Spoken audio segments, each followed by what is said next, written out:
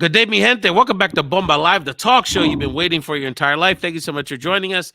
This show is Collazo, and this very special edition of Bomba Live. You know, in June, most people think of June as kind of like sports is winding down. You know, it's the summer, and we worry about other things. But particularly on the Latino and Puerto Rican sports calendar between the NBA Finals, the upcoming NBA Draft, I wanted to ask my guest a quick thought about that. And as we know, the Puerto Rican Parade in New York, there's always some boxing going on. So between that and everything else going on in the sporting world, I wanted to check in with someone for my money. You got to check this brother out. One of the real burgeoning sports voices on social media, the host of The Mandatory from the Action Network, my new buddy, Bryan Fonseca. What's up, brother? What's going on? Appreciate you having me. Oh, man, we appreciate you, brother. So, Bryan, I know you got a lot of, you're a hustler, brother. Yes, sir. I mean, I call myself with all these jobs you got. You know what I'm saying? I call myself a media mercenary. You got it. Got you, brother. So let's remind people The Mandatory. You got to check out The Mandatory, the hottest new boxing YouTube show. And let us know what else you got going on, brother, with your platforms. Action Network. If you know about sports gambling, you know the Action Network. Do some NBA and combat sports there. New York Post, do some stuff there. Latino Rebels, we may or may not be working on something, but have done some stuff there. And obviously the homies at 5 on the Floor, where we cover Miami Heat and the NBA, which is relevant now because we're in the NBA Finals, and there's a lot to get into there. So that's sort of what I'm juggling now. At some point, I'll downsize it, but we also have, as you mentioned, the Mandatory Boxing Show on YouTube with myself and Chantal Chan, and we are going to try to grow that as quickly as possible. So definitely get your people to subscribe to that. People know that I do this show for the love, because between you trolling Sixer fans for months on end with your Heat stuff, and the Bam Adebayo got Embiid on lock when it count, and that New York Met paraphernalia you got on, man. You know how I keep it real with people. On this episode of Bomba Live, we're gonna catch up with Bryan again, a great sports commentator. Wanted to get his thoughts on a couple of things later on the show. We're gonna get into the boxing and a couple of Puerto Rican boxers that I know that for Puerto Rican boxing fans and just boxing fans in general, there's a lot of interest in different ways. They're kind of at the crossroads. So I want to get Bryan's take on that. For a lot of boxing, you've got to check out, subscribe to The Mandatory on YouTube. He does a fantastic job. But right now I want to get to the NBA Finals. Bryan, we're recording this episode right before Game 3 of the NBA Finals. This has been, kind of like for real basketball fans, a very intriguing matchup. Kind of in the Denver Nuggets, certainly the favorite to win the whole thing, with the guy who's been the reigning MVP / best player that a lot of fans didn't want to sort of acknowledge as that. Plus the Miami Heat, Heat culture, the kind of the little engine that could, an incredible story. So just why don't you, as we're getting ready for the Game 3, series is tied up 1-1, series going back to South Beach, give people that maybe haven't been following it as closely kind of a thumbnail where we're at with the NBA Finals right now. Denver's supposed to win this, and it doesn't matter, because with the Heat specifically, they have just been a team that has defied all odds, which is why I don't know how you can root for sports and just not enjoy this, right? Or watch sports and not enjoy this, because they're a team that they weren't a favorite in any game in the first round of the playoffs, and they ended up beating the Milwaukee Bucks, who were the favorites to win the whole NBA championship. They come in and they face the Knicks. They're underdogs in that series until after they won Game 1. And they weren't a favorite at any playoff game until Game 3 at home against the Knicks. They won all their home games in that series. And then they played the Boston Celtics, where the books thought that the Celtics were going to win in 5. And that was just stupid. Miami ended up winning that in 7. They nearly swept them. And it's just been a story of look, if you're somebody who identifies with hard work, overcoming odds, being overlooked your entire life, all those sort of things, the Heat really embody that, just on a personal level for, I feel like, a lot of people, right? And it's, they're shooting out of their minds. Jimmy Butler is like the alpha of all alphas in terms of personality. Even now, as he's not playing as well as he was early on in the playoffs, look at what he's doing in fourth quarters. The reason why the Heat have been the best team in the fourth quarter is largely because of Jimmy Butler. Even in the game against the Celtics where he shot 5 of 21 or 23 or whatever it was. He had 10 points in the fourth quarter. In game 7, he had 17 points in the second half, and he's doing this on a bum ankle. And you got other guys stepping up, Bam Adebayo, Gabe Vincent, Caleb Martin, etc. Right? And that team just embodies so much of what I think a lot of people could identify with. I'm not sure it's resonating with them in that way yet, but I think as this series continues and as they continue to be successful, and for however long it goes, maybe more people will see that. And then on the Denver side, it's just a team that plays beautiful basketball, right? Like Nikola Jokic is the best player in the league, in my opinion, right now, definitely offensively at least. Jamal Murray is kind of like new age Tony Parker, who's a better 3-point shooter, who is electric, who is one of the other true playoff risers. We talk about playoff Jimmy, but Jamal Murray has done an excellent job in terms. And people forget that, before he got hurt, Yeah, Bubble Jamal was a killer. So yeah. he showed this to people. They just didn't want to believe it. It'd been a few time, and the bubble, everyone kind of downgraded the people that really stepped it up during that time. And that's the other thing is like with Denver, you have like Miami has stories of adversity in terms of nobody expected them to be there. And it's the greatest Cinderella run in NBA history. Denver has two guys on their team, Jamal Murray and Michael Porter Jr., who have come back from debilitating injuries. Michael Porter Jr. was drafted with a back problem. People had concerns about his medicals. Like, is he going to be someone that's going to last in the NBA? If he had been healthy in college, he would have been one of the number one. If not number 1, 2 or 3. So it was a really good gamble, great value where they got him.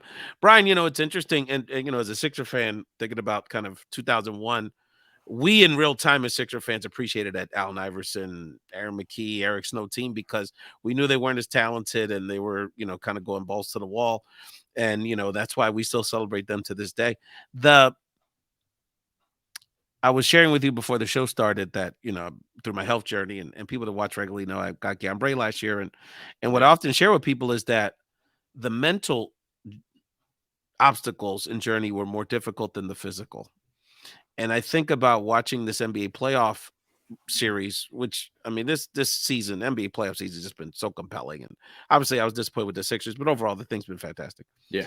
Is that I almost feel like we could talk schematics, but on some level, it does feel like more of a mental battle than physical. Because even some of the defensive stuff that's happening on the Nuggets end is really not like, oh, well, Jokic can't rim protect or, certain people are too small. It's really about, in a lot of ways, the Miami Heat have won the last 5 quarters because of the mental edge. Mm-hmm. I'm not somebody who is anti-analytics, right? Like you have to look at efficiencies and how to sort of win in ways that the numbers tell you are successful, but you can throw a lot of that shit out in the playoffs.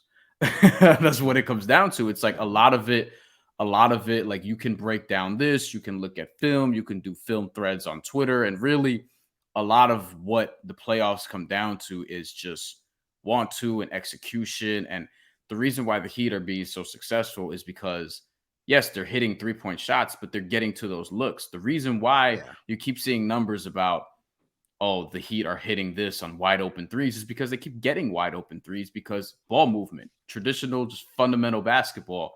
Like, it's like, okay, cool. You're going to load up on this side, double screen, swing, corner 3. Like, it's just fundamental stuff that they're breaking down defenses with.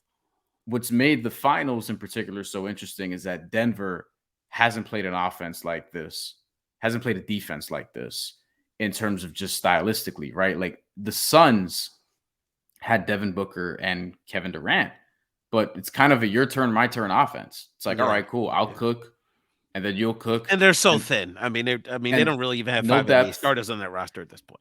And the Lakers, similarly, kind of a your turn, my turn offense a little bit and with an occasional 3. And here's the other thing. It's like Denver going into the series, they weren't stretched out the way they are now because Phoenix and the Lakers took the fewest amount of 3s per game in the playoffs. Minnesota, who cares about them, but they played them in the first round. They were 5th to last. Miami, their 3-point rate went down a little bit against the Celtics, but against the Bucks and the Knicks, they were in the mid to high 30s in terms of 3-point attempts per game. And Denver, they could get back there because you could argue Denver's the weakest defense that they've seen. Denver's not a weak defense, but Milwaukee, Boston, and even the Knicks had better defenses for a lot of the year. and Miami is able to bend them in a different way and get to their open threes. And so far, like that's been successful in both games that we've seen. It's just in game one, they just missed their shots. And in game two, they made them. Last year's finals, Boston, which was kind of like the younger, fresher, I mean, certainly comparable in talent, was hotter at the time. Mhm. And, after I think it was game three where Boston was up 2-1, Draymond Green was like, we got them. Like, we figured them out. And I almost feel like that's how it felt like going into the fourth quarter of game one and then game two. It's like Miami's kind of, even though that was it was a close game, but like, and Denver's the better team. But that you could tell they're starting to figure it out. Like, okay, there's, I mean, Porter's a super talented guy, but he's not the brightest bulb in the shed. You know what I mean? So like they're figuring out some things, tendencies with him, confusing him a little bit. They finally figured out, oh, maybe Jokic isn't the best, rim protector in the league. So they're finding the margins, and even and to your point, hey, stars matter. So not just the mental part of it, but we haven't even had like, Jimmy Butler's due for another couple of incredible games. So I think this is a very, this is a game six, game seven series, one way or another. I'm going to get your prognostication. And I know some of your betting, one or two betting tips to let people know, Mhm. some of your expertise in that area. But I want to give a second to give a little love to Joker. Nikola Jokic has just been fantastic. And it's so interesting because, on some level, we kind of know why the NBA media hasn't gravitated to him. He's like this goofy foreign cat. He's got this kind of old school, kind of really bird magic kind of 80s game. He's really goofy looking. But I got to give the guy an incredible amount of credit. He's going to end up being one of the greatest players of all times. And so just a thought, especially for people that aren't hardcore hoops fans, put Nikola Jokic, especially, two, could have been three MVPs easily, three MVP level seasons, and still favored to win the finals. Put him in context for people watching this, brother. He's the best second round pick of all time already. He is maybe a top 10 center in NBA history already. And this is a league that has had Shaq, Hakeem Olajuwon, Will Chamberlain, Kareem Abdul-Jabbar. Like, Wow, yeah, he's two-time MVP, and could have been a third this year as the yeah, runner-up. He could do things that Larry Bird did. He could do things that Magic Johnson did, yeah. just in terms of how he passes. And like, he's the best passing big man ever. Like, it's not even a debate anymore. I think even Mhm. Bill Walton would probably acknowledge that. Um, he's like amazing. He hasn't won a championship yet, and people are going to hold it over his head if he doesn't beat this Heat team that they were heavily favored against entering the series and still are now at the time we're speaking. I'd be surprised if he doesn't win a championship at some point. I think he has the metal for it, right? And he's playing really well. But yeah, he's awesome, and I think the conversation around him is different in an interesting way if he's American, because I think a lot of people, because you know how Americans are, right? Like Yeah, a lot of people here, they're like, oh, he's from where? He's from Serbia? Like, what's that? yeah, Even though they have a basketball lineage that is, they're one of the best countries in basketball ever, especially men's basketball. And Jokic is from there. And he's somebody who, if he were from anywhere here in the States, particularly a big city, oh my God, the media coverage would be insane. oh yeah, But he's not somebody who cares. Like, the interesting thing about this finals is that him and Jimmy Butler, they don't really care about individual accolades. They don't. yeah, They both just want yeah. to win games, championships, playoff series, etc. Like, they both just want to win. They don't care about all the individual stuff, and they're constantly leading and giving their teammates credit, this, that, and the third. That's what makes them special. Also, it's the selflessness, right? And they both play that way. But Jokic he's a monster. Like, even if you watch him early on, you knew something was there, but you didn't know what. And the fact that he was drafted in the second round during a Taco Bell commercial, and he is where he is, he's one of the best stories like that has been developed in the NBA in my lifetime, easily. It's all in the conversation, and we should bring some of the media members to the table here one of these days, Brian, to talk about it more. But I feel uh, it's clear to me that the media, obviously, prefers the American players and players they get, but the media insiders really want the American guys to be the top dogs because they don't have the same kind of relationships and access to these foreign players like Antetokounmpo and Jokic, and obviously part of that's nationality and language and culture, but part of that's kind of like the style. They're not out here trying to be Instagram stars on the side or build media empires on the I don't side. even think Jokic has an Instagram account. Yeah, his brothers might, but that's another Yeah. story. They're in your space with the combat sports, those guys. Yeah. Hey, Brian, I know a lot of people follow this with the gambling eye. Give people one or two tips around how should they be thinking about watching these games and potentially putting a wager down as this series evolves. In game 3 in particular, the Heat are plus 67. They've they've won 3 games, won all game 3s that they've had in the playoffs by blowout. They beat the Milwaukee Bucks 121-99, beat the Knicks 105-86, beat the Celtics 128-102. Despite that, 83% of the money at the time that I posted this on Twitter last night, we're betting on the Denver Nuggets to just outright win, and 73% of the spread, which at the time was -2.5. It might still be that. We'll see. Maybe it's closer to 3 or 2 by tip off. But ultimately, look, in terms of the Heat, in terms of the Heat, we'll start there. They're the underdogs in the series. If they win game 3, that may turn.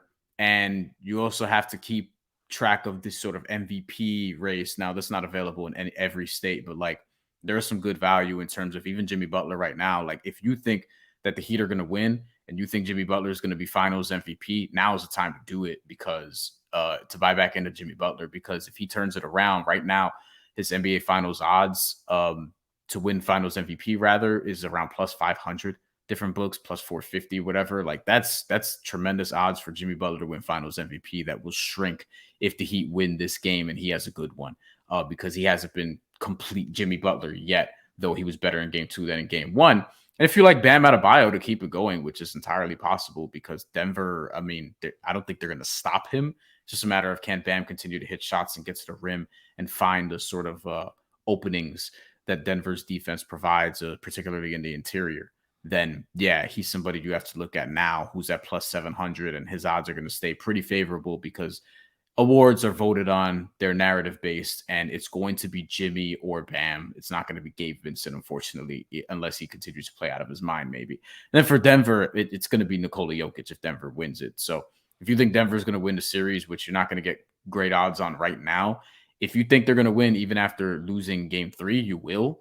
You can do Jokic MVP, Denver to win the series, and just sort of monitoring it that way. But game 3 is going to swing the odds one way or another. So that's going to be very interesting to watch, especially if the Heat win. We'll see if the odds then go into the Heat's favor, because that's not something that's been done at a high rate throughout the playoffs. They're like 10-6, I believe, as underdogs, just straight up in the postseason as of this recording, which is crazy to think about, because they've only been favored in 4 games. Yeah, Denver for number 1 seed is a pretty mediocre road team. Obviously, a completely different environment than Mile High City. Go down Yeah. to South Beach. The Heat crowd, it's a bit of a front running crowd, but they get hyped. When they get hyped, when they're ready to rock They and roll, sell they out. get hyped. Yeah, They sell out a lot. It's just they DJ just take a Khaled gonna be up while. in there. Our people take a while to get there. That's I mean, Rick Ross gonna be up. I mean, it's gonna be the hot place to be. All that white, all they like to rock down there. So it's gonna be a good series. For people to think that Brian, just looks at the trends. Brian does some incredible research. I want people to understand he's on top of it, and he has uncovered the edge that Jimmy Buckets has tonight. Brian, why don't you share with people, particularly for people that are listening to the audio podcast version of this, a picture that you unearthed on social media that you think was very provocative and speaks to Butler having a good game tonight? Jimmy Butler returned to South Beach, Miami. And I don't remember the name of the restaurant, but it was on his Instagram story. It was called Mofongos. Mofongos. The restaurant was? Oh, yeah, Mofongo restaurant, yeah. So he went there. It was a Puerto Rican restaurant, obviously. Went on his Instagram story. I was alerted to this by one of the homies. Shout out Sebastian. And Jimmy Butler has some Mofongo, Puerto Rican flag in the background, the coqui, wallpaper, just off to the side, flags everywhere. I was like, oh man, he's gonna have a good game. Forget that. Like he is. And he not only did he get Mofongo the Camarone, which is like the Ruka stuff, you know what I mean? The other one does research, Brian. I found this picture, him jugando domino down in that was when he first got there. That was when he first got there too. Okay. He was playing with the Cubans down there in Miami, I believe. Okay, so yeah, so Jimmy's got definitely just some good pictures online. He's got the cigar ready. He's got a nice set there. So he's got a nice set. So we're gonna definitely keep up with the finals. We're gonna take a quick commercial break. When we come back, Brian, I want to get your take on some of the boxing. You're a great boxing aficionado. There's some big fights, especially in the Puerto Rican Latino world coming up. I want to get your take on, and we're gonna watch some clips of some of the other sports commentary we've had over the last few months on our show. I talk a little bit about the hoops. We get into a little Puerto Rican baseball stuff, Brian, which I think you'd be interested in, and a couple of Latino legends and New York legends made an appearance on the show, which I think you'll enjoy. We come back with a great sports commentator from the Mandatory. You gotta follow the Mandatory Boxing YouTube show on YouTube. You gotta subscribe to this brother. This guy, him and Chantel are doing some great things on that show. We come back. We'll talk a little boxing with our main man here, Bryan Fonseca.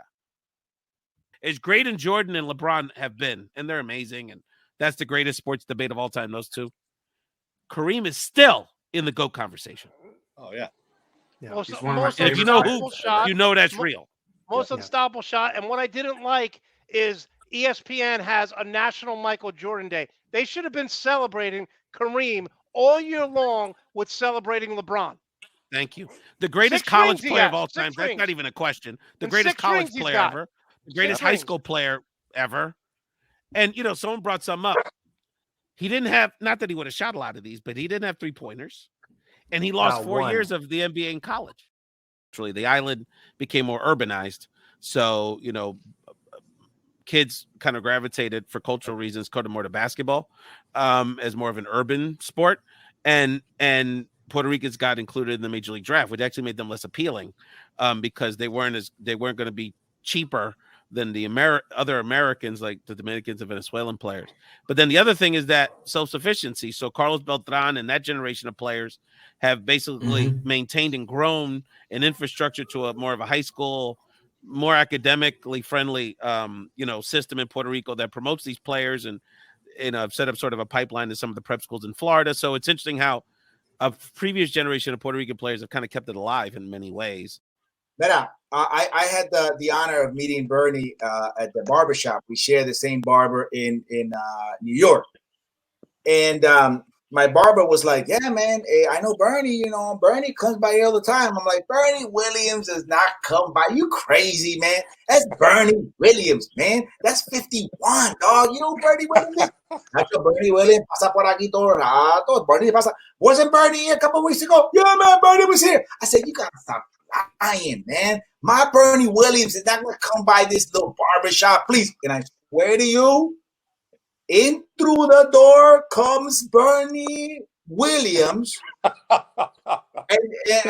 normally I'm picky about the cut. I'm like, get off.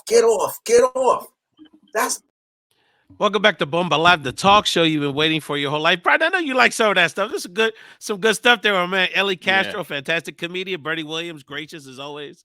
Luis Clemente was in that clip. This is a few years ago, brother. We started Bomba Live because during the pandemic, we didn't have no parades. No Pesta Patronal and nothing. So I just did a virtual Puerto Rico one. I called it Bomba Live and the rest is history.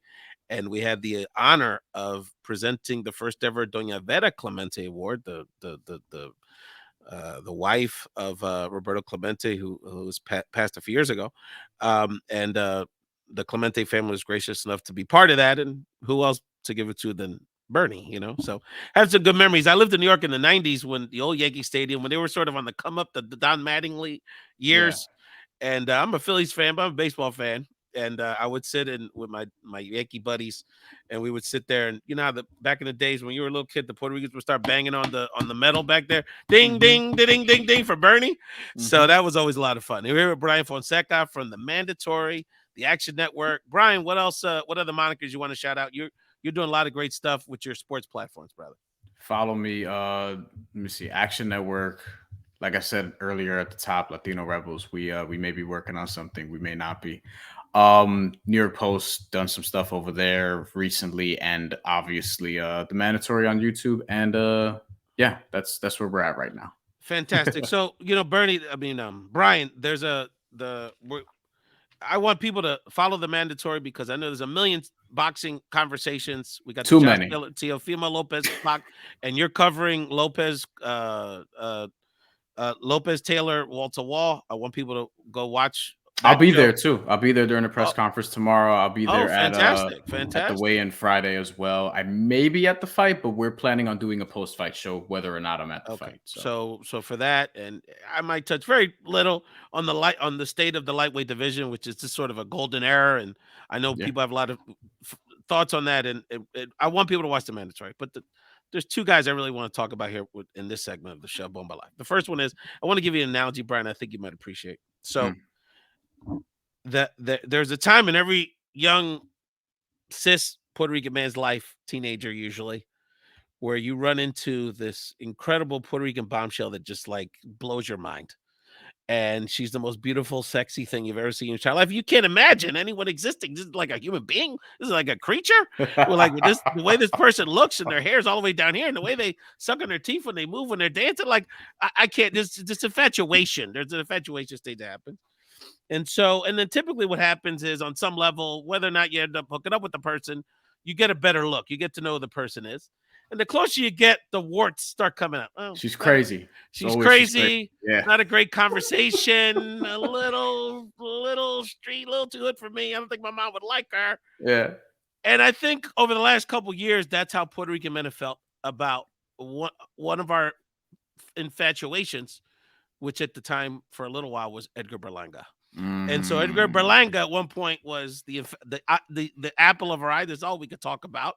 What else? And what else does a Puerto Rican man want to do on the weekend to watch the Puerto Rican boxer knock someone out? I mean, that's that and a beer and buddies his life. So, brother, Edgar Berlanga's had some ups and downs.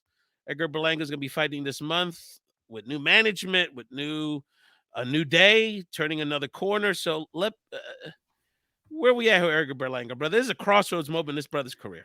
Yes, it is. Okay, so I'll bring this full circle, but 5 years ago, Yes. me and my homie Dexter Henry, shout out to him, and a couple other people as well, worked on sort of a short documentary piece called La Cultura, which is basically about Puerto Rican boxing leading up to the parade in 2018.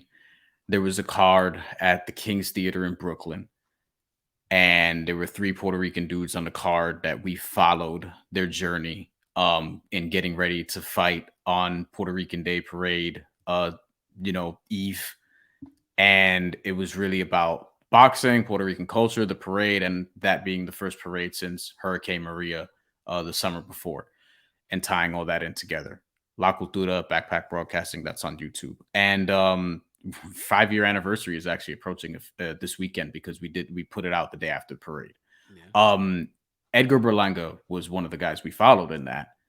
He was very early in his career. He might have been 8-0 with 8 knockouts, something along those lines. He was still knocking people out in the first round every fight. Matthew Gonzalez and Zachary Ochoa were the other two, just in case people were curious. And Edgar Berlanga, like you saw it early, he was still fighting on the Vander Holyfield cards and shit back then, but you still saw it like early on where there's something here, carries himself like a star, has power, but you knew at some point he's going to need to go to the second round with somebody, like get some rounds in at some point, right? Top Rank signs him, wasn't surprised. And he still, he has a streak, and he's protected. And Demon Nicholson, this is in 2021 in April. They have that fight. He goes 8 rounds, and it's like, okay, knockout streak is over. Doesn't look as spectacular, but I think he did, if I recall, knock down Nicholson once or twice in that fight. Yes, he did. And it was a strong showing regardless, right? It was like, okay, cool. He got rounds. He did all right. Yeah. He handled somebody who's a veteran, step him up in competition. Marcelo Coceres in October of that year.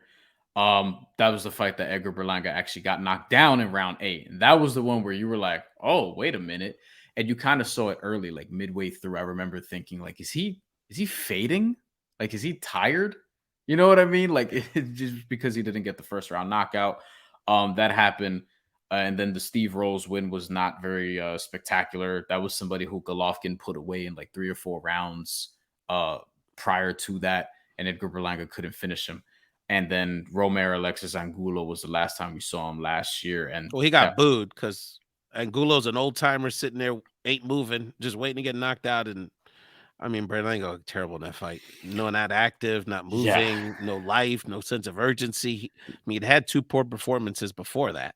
Yeah. It has. And It's been 3 guys consistently yelling at his ear at the same time. No organization in the corner. Terrible. Yeah, it's been consistently just 2 years of like, okay, what we have to reevaluate what his ceiling is.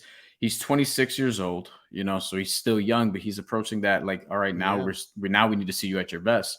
So where we're at is June 24th. He's going to be at MSG Theater. I'm hoping to be covering that card as well. He's fighting Jason Quigley, who's credible challenger at super middleweight, right? Like this is somebody who has been in the ring with Demetrius Boo Boo Andrade and got knocked out in the second round. So if Berlanga wins the decision, people are going to be like, wait, so if Andrade knocks him out in the second round and you're not able to do this, then what are we talking about here? And he also lost to Turiano Johnson, where he was retired after 9 rounds. Quigley was. So 2 losses on his record, stopped both times. Edgar Berlanga has to stop him, no questions asked. And I think he should do it relatively early if we're going to come out of this saying, okay, like there's something here. He's not with Top Rank anymore. He's with Matchroom. He's going to be fighting on the zone. And part of the big signing was they want to eventually bring back, or I should say continue the Puerto Rico versus Mexico rivalry and have him fight Canelo Alvarez. I don't. We're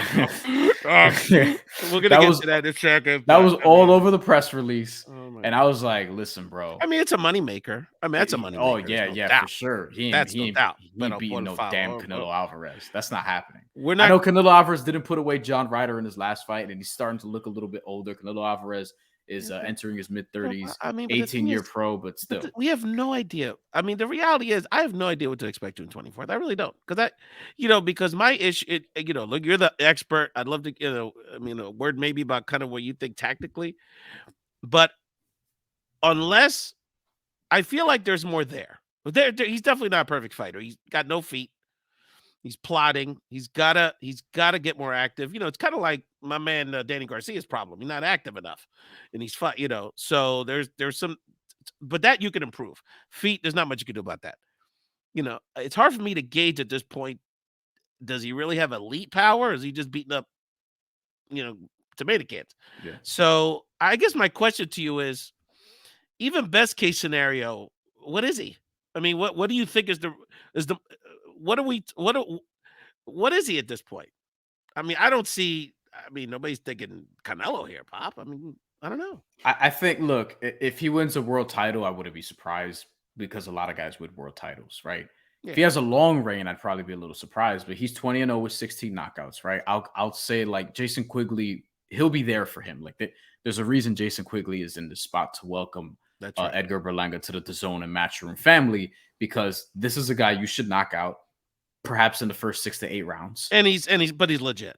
He's legit. He has a name, but he's fought some guys that like you may be paired up with in the future. And, this is a credible knockout win. One of the better guys that Edgar Berlanga's fought so far. And it's like, you should be able to get him out of there because he's not gonna be overly sophisticated. Like he's going to be there for you. So Bryan, take him out. I'm looking at, so one of the rankings, one of the bodies had him at 12, Berlanga, which to me, it's like, who has he fought to be at 12? But I'm looking at, before you even get to Benavidez and Canelo and those guys, Anthony Durrell is 8 to 9. I mean, a veteran. That guy's been in a lot of big fights. It took Owano, David Morrell's at 5. I said, Morrell's nice. Nice. Morrell's nice. But then again, that's what we thought about Berlanga a year ago, right? I mean, 2 years ago. Morrell hurts your feelings, dog. So I don't know. So my thing is like, he's Cuban style with power, David Morrell. That's what I'm saying. It's like, but don't you have to, I mean, in fairness, don't you have to beat at least an Anthony Durrell guy before we talk about Canelo and fight? But then again, that's what I'm saying. But on the flip side, Berlanga is crazy marketable. So that's like the thing. So you Puerto Rican fighters, we're marketable as shit. We got swag, we'll sell out wherever they're at, and Berlanga, I guess my question to you, people in New York, and you got your ear to the street, Bryan, I pay attention to what you're up to, is that I think the Puerto Rican boxing fanaticadas sentiment was, all right, he's, you know, he needs to get himself, get off social media, stop hanging out with Fat Joe, get humble, get his stuff Tracy together. Morgan's Tracy leave it alone, Morgan, you know, hanging out with rap, going, and he be in Puerto Rico with Jolly Randy, and it's like, what's going on? And I don't think that slowed down. So my thing is, I don't think he did that. So, I mean, is he? I mean, he always seems like in shape. I'm not saying he's not trying. Well, he But does celebrated. he have his head on? I mean, is he trying? I mean, where do you think his head's at right now, dog? We'll find out June 24th is the best I can say. I think that's because the bottom line. he celebrated his Matchroom signing by playing "I Get Money," 50 Cent, "I Get Money," and just counting actual cash on Instagram or whatever. So I was like, all right, like I guess we're still here, you know. That's what I'm saying. And look, and maybe I'll do. Baby hasn't even slowed down his swag shit, dog. I won't. He got the. He's in front of the mansion. He's building on some beach somewhere. Yeah, like I'm not trying to judge his character, right? But I just think it's really about you have to kind of be self-aware. Yes, especially nowadays. I'm not saying he's a bad guy. He's nothing in trouble or anything. He's with his fam all the time. He's cool, but yeah. Like I don't think he's a bad guy at all. But I just think like maybe not caring about what people say about you. Like, yeah, that's a good way of looking at it, obviously, right? But I think at the same time, you want to show that you're sort of like working at it or whatever. But ultimately, look, he knocks out Jason Quigley in an impressive showing, and he has his best showing in a couple of years. None of that's going to matter. And he's somebody who, like, it can go a couple different ways. He could actually respond and become that guy for Puerto Rican boxing, or we look up one day and he's 20-0 with 16 knockouts. We look up one day and he's like 26-3 or 25-3 with 19 knockouts or something like that, and we're kind of like, yeah, maybe we should have seen that one coming, you know? Yeah. Well, it's interesting because I love being Puerto Rico. I love our sports fandom, our boxing fandom, but we're front runners like motherfuckers. So like we have dropped Sex Pot Berlanga like a bad habit, and now the apple of our eye. Listen, I was gonna bring this up. Listen, and before there was a time where like Edgar Berlanga, when this was happening and he was going through all the decisions or whatever, and I'm looking at Xander Zayas like, oh no. This one could be the one. That's what I'm saying. Not to compare, because ideally Xander Zayas is like, you know, like beautiful, but never dresses inappropriately, going for their masters, bakes at church. Your mom loves her. I mean, look, hold on. He's 20 years old. Hold on. My man hangs out with Eladio Carrion, dog. That's who, yeah. Listen. Bilingual. He goes on Despierta America on Spanish TV, charms everybody. He's hanging out. He's doing charity stuff with kids in Miami. I mean, what's there not to like about this guy? This guy is the BSN BSN basketball games, and they love him. Oh, he's the dog. What? Come on. Okay, so you're right. We dropped my man like a bad habit quick because we're all obsessed with Xander Zayas. Tell people about Xander Zayas, bro. This young man you talk about potential. Though, I mean, from again, my perspective, I'm not a boxing expert, but just beyond got feet, got a plan, got two hands, is not trying to rush into it. Seems like he's got every intangible imaginable. So, but what is he, Brian? I mean, should we be this excited? I think we could be, right? It's okay to be excited, right? He's an 11-time national champion, I think, as an amateur, Puerto Rico and the United States or something like that, because he lives and trains out of Florida now. Yeah, and he's somebody who signed a top rank when he was still a teenager. I believe he was 16 years old, right? Yeah. Like he's ridiculous. And for people who should know, like Felix Trinidad, I believe, turned pro at 17. Yeah, he was like Xander Zayas is young. He turned pro 2019. He's 20 years old now. He's a baby. He's 15-0 with 10 knockouts. He's got only 5 less fights than Edgar Berlanga. Yeah, 15-0 with 10 knockouts, and 6 years apart. 15-0, 10 knockouts. He's gonna fight Ronald Cruz. And by the way, not a small thing. He got, even though he's on the undercard, he got the fight on Puerto Rican Parade weekend in New York. But this is the thing. This is the thing, right? Changing of the guard there, real quick, dog. Well, this is why Puerto Ricans tend to sign with top rank. Not the only Puerto Rican on that card. I'll get to that in a second. But like Xander Zayas is fighting Ronald Cruz. Ronald Cruz is just a banger. He'll be inside. He'll be there for Xander Zayas, and he's from California. I think he's Mexican, but I'm not positive. But it would be very top rank to put a Puerto Rican and a Mexican on Puerto Rican Day Parade weekend. We saw this with Felix Redacted against Ivan Nájera many years ago. We won't talk about that former Puerto Rican boxer. But Xander Zayas, you know, he's got a little bit of everything. Like he has some of the stuff that Miguel Cotto had in terms of the versatility offensively and defensively. He's not just a guy who's going to walk you down and pressure you and try to knock you out like an Edgar Berlanga. You see some things defensively. He's not like a huge knockout puncher, but he's got pop, and he's somebody who I think once he develops and rounds out, he's in a great weight class too. He's got a great size for his weight class. He's a super welterweight right now, 5'10" with a 74-inch reach. I think he's somebody who's going to be a middleweight, and perhaps a super middleweight after that. Like he's going to be really good so long as he keeps his head straight.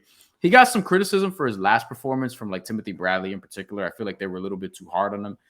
He outboxed his opponent, Alexis Flores, but the criticism was really like, oh, he's kind of like moving in a straight line, not moving side to side and things of that nature. Like not really. It was a little nitpicky. Not giving his opponent that many angles, but I was like, you know what?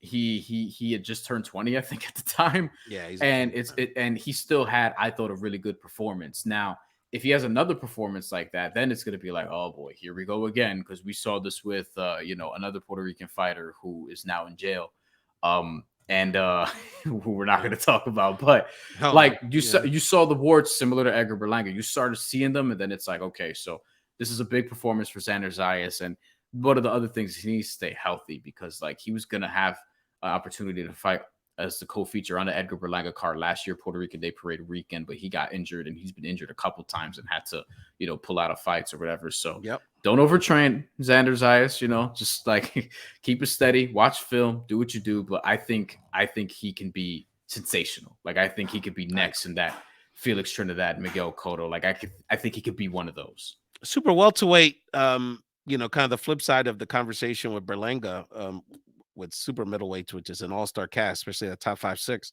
So welterweights, I mean, there's some good names, solid guys, but you got a Charlo there. But other than that, it can be had. There's a path there, brother. That's not a star-studded, that's not a gauntlet like the lightweights or some of these other glam divisions. Brother, with the time we have left, I did want to put one thing. This is for the next conversation. Well, actually, I wanted to shout out, we talk about these sexy figures in Puerto Rican boxing and Latino boxing, but I want to shout out, there's actually a couple actual champions. Zubriel Matias, who I know you talk about a lot. Woo! We don't know where he's going to go next. De Fajardo, Puerto Rico, and he came from the come up. He's not from a traditional, fast track situation. Afro-Rican, like street guy, we need to give him more love in general.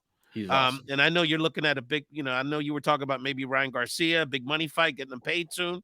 So I think that's someone to keep up with. I see my little long lost cousin Oscar Collazo won with the light flyweights. Mm-hmm. He got a belt.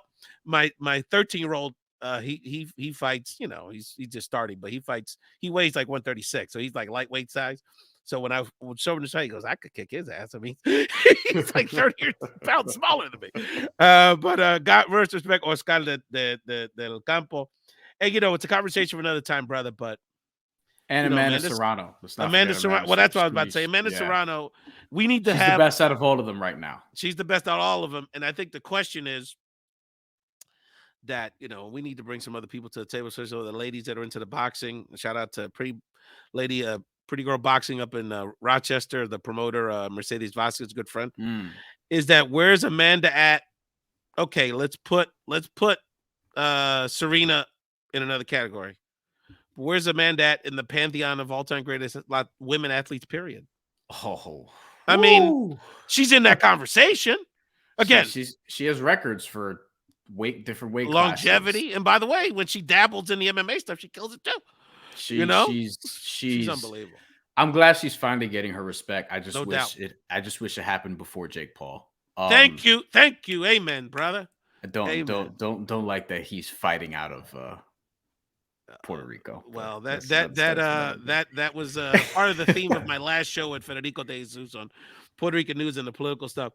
Bryan, just any other thoughts you have for our Bomba Life community? Again, I'm going to tell people, keep supporting this brother. The Mandatory is a fantastic boxing YouTube show and podcast. Anything else you wanted to share with our Bomba Life community, brother? On that same card that Xander Zayas is fighting on, obviously there's the main event with Josh Taylor, Teofimo Lopez. We're promoting that. Well, not promoting it. We're promoting our content, covering it on the mandatory. And I'll be there at the press conference tomorrow, and at the weigh-in Friday, and perhaps at the fight on Saturday. But we'll definitely have a post-fight show on the channel. But also wanted to mention on that card, Henry Lebron is fighting. Yeah. He's also Puerto Rican. He's somebody who's worth following in the super featherweight division. I believe he's from Aguadilla, but don't quote me on that. He's fighting Carlos Ramos, and he's somebody who's becoming a contender in that super featherweight weight class. He wins his fight, he's getting closer to a title. So Henry Lebron is somebody to sort of look at. Jermaine Ortiz, who's Puerto Rican and Dominican, he lost a very competitive fight to Vasily Lomachenko last October. He's going to be fighting on this card. This sort of a comeback fight. Nicknamed the Technician. He's super skilled. I think he can give a lot of guys problems, and he fought Lomachenko very, very tough. He gave Loma problems. Loma looked better against Haney than he did against Ortiz.